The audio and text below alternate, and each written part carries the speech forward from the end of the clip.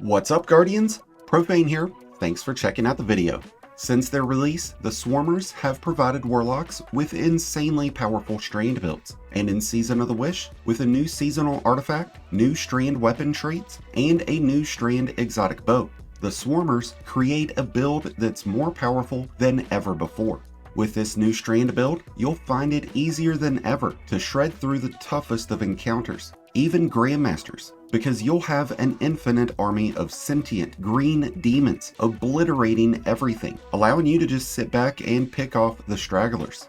The Swarmers significantly upgrades the effectiveness of Tangles and Threadlings. This exotic causes Tangles to spawn 2 little green sentient rats called Threadlings, and these devious little bastards are going to hunt down enemies and apply additional damage. If there's no enemies left, then those little green devil's advocates will come right back to you and perch up by your side. With the Swarmers equipped, Threadlings will cause targets to become unraveled, causing those targets to emit tiny strand threads that deal their own damage over time. And since this counts as a strand debuff, enemies defeated while unraveled will create a new Tangle. Tangles do have a 12-second cooldown, but since the Swarmers improve the effectiveness of both Tangles and Threadlings, we'll still have a never-ending supply of unraveling Threadlings, because we'll be able to generate tons of those thanks to our choices in weapons, seasonal artifact, and the new exotic strand bow, the Wishkeeper. The Wishkeeper is a new craftable exotic that comes with Snare Weaver and Silkbound Slayer. Precision hits and final blows build up a charge that gives you a really cool and very effective strand trap that will continuously suspend targets that are caught within. This trap covers a wide radius and will stun unstoppables, and it will block barrier champions from popping shields. The Wishkeeper deals 50% bonus damage to any suspended target, and that doesn't just include targets that are suspended by you or the Snare Weaver traps. Since we'll be able to suspend targets with our Tangles, our Grenades, and Wishkeeper, we'll be able to maintain that 50% bonus in damage as long as we're in combat. With its catalyst options unlocked, you can have these traps stay longer, or catch more enemies, or you can grant the Wishkeeper Vorpal to deal bonus damage against bosses, or Hatchling, so that final blows have the chance of creating additional Threadlings, which is honestly the catalyst option that I'll most likely be running with when using the Swarmers. Just as the Navigator created its own unique and unparalleled levels of synergy with Strand, the Wishkeeper makes just as big of an impact, if not more so. Before we check out the fragments and aspects that make up this Strand build, let's look at the seasonal artifact mods that are going to provide some very interesting twists. To start with, we have Unraveling Orbs, so this is going to give Wishkeeper and any other Strand weapon the ability to pierce barrier shields and cause enemies to become unraveled after collecting an orb.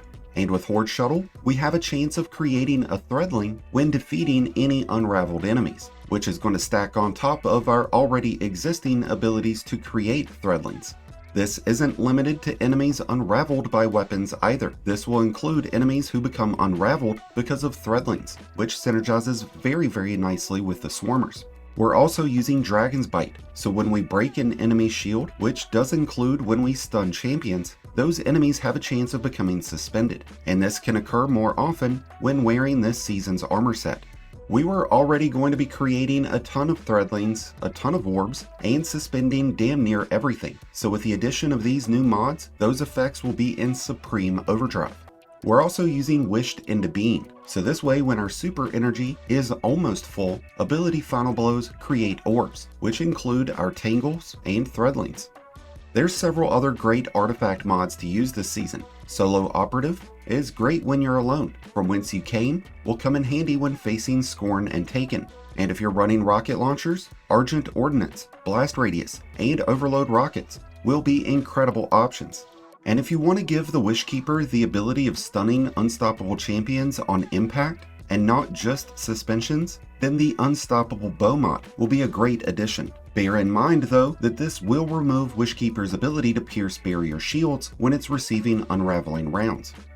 Alright, so let's switch gears and check out our class tree, the fragments and aspects that are going to synergize with Wishkeeper and the Swarmers.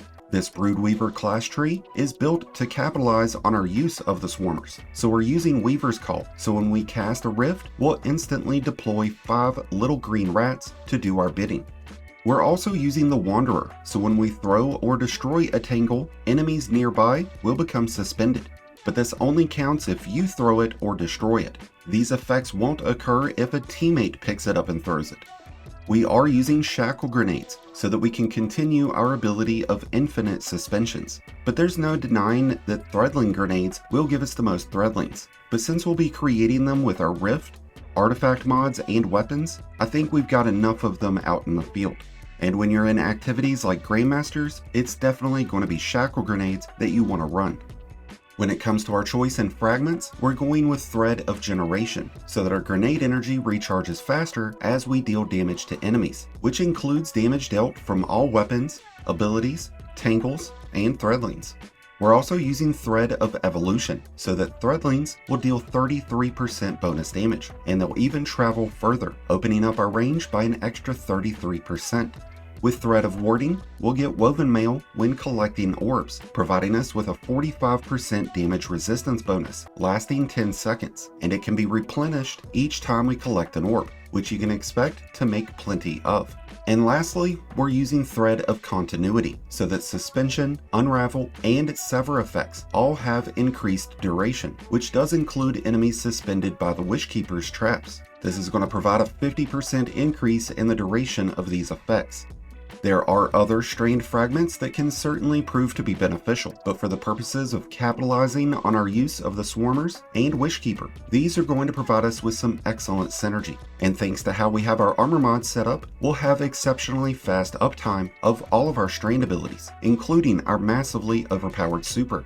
As I mentioned earlier, you can expect to make plenty of orbs with this build. We're running all the orb generation mods we can, so we have Harmonic Siphon, Firepower, and Reaper equipped, which is on top of what Wished into Being will be providing us. To have our grenade energy back as quick as possible, we're using Grenade Kickstart on our gloves. This will convert armor charges into grenade energy. With 3 armor charges, that's going to be around 30 to 40% energy that's getting instantly restored whenever we throw a Shackle Grenade. Alternatively, we could look at using Utility Kickstart on our class item, so that we get extra Rift energy, which would increase our output of Threadlings. Personally though, I would rather go with the Shackle Grenades. The uptime of our Rift energy is already pretty solid, especially if you have 100 recovery, and it's going to become more beneficial towards crowd control purposes to use Shackle Grenades. To further improve our grenade regeneration, we've got the Innervation Boots mod, granting us a small amount of grenade energy whenever we collect orbs. With Recuperation, they'll also grant us 40 points of health, and with Absolution, those orbs will give us a small amount of energy to each ability. And with 2 bomber mods on our class item, we'll get 17% grenade energy whenever we cast our Rift near enemies, ensuring that we'll almost always have a Shackle Grenade to throw. With exotics, armor, artifact, and class tree all addressed, the only thing left is our choice in legendary weapons. Because of the rocket-oriented seasonal mods, it's pretty advantageous to run rocket launchers this season. But there's not a lot of great Strand ones. There's actually only 2. I wish I could show you the Crowning Duologue, but Bungie apparently refuses to fix this display glitch that only seems to be happening with the Crowning Duologue. Nevertheless, it's certainly a preferred choice in my opinion. It doesn't dish out the most damage, but it can come with Demolitionist and Envious Assassin, which is going to pair up very nicely with this build. And with Argent Ordnance equipped, you'll have 15% bonus damage on every shot while you have armor charges active.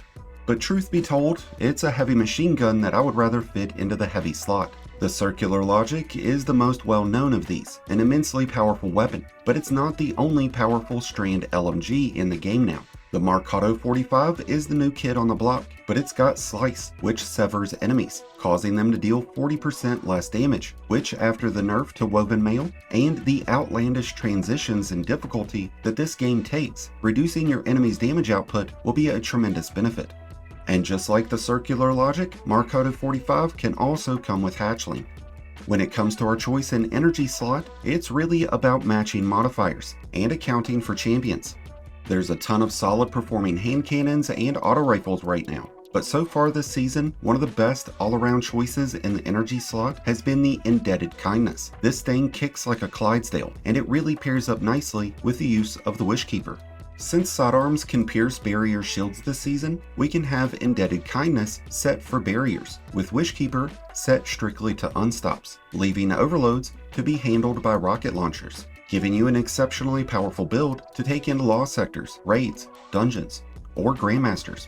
As I said at the start of this video, the Swarmers have always provided Warlocks with powerful Strand builds, and in Season of the Wish, there's no deviation to that trend. If anything, with the addition of the Wishkeeper, the new weapon traits like Slice, and the seasonal artifact, the Swarmers have been better than ever. So if you haven't tried out the Swarmers with the Wishkeeper in Season of the Wish, it's time to do so. And with that being said, that brings us to an end of today's build video. I'd love to hear your thoughts on the Swarmers, the Wishkeeper, Grandmasters, and all things Destiny, so let me know down in the comments below. Thank you as always for checking out the video. If you enjoyed and found it helpful, then be sure to hit that like button below, along with the subscribe button if you're new. Both are greatly appreciated, and both really do help support the channel. If you're a new Light Guardian, just starting your journey, or a battle-hardened veteran just looking for a new home, then be sure to check out the Discord link in the description below and join one of the greatest communities in all of Destiny. And if you're in need of copying today's build, you can easily do so by visiting the description below and clicking on that Destiny Item Manager link. And until next time, Guardians, this has been Profane, wishing you all some happy holidays and some happy hunting.